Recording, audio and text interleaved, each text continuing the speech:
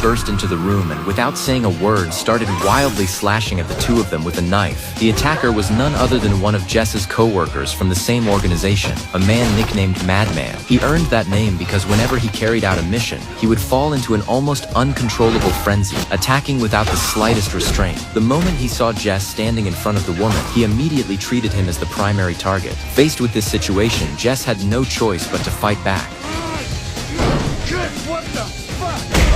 But as the struggle dragged on and Jess gradually began losing the upper hand, Lisa suddenly grabbed a dagger from the table and, while the two men were locked in combat, viciously plunged it into Madman's body.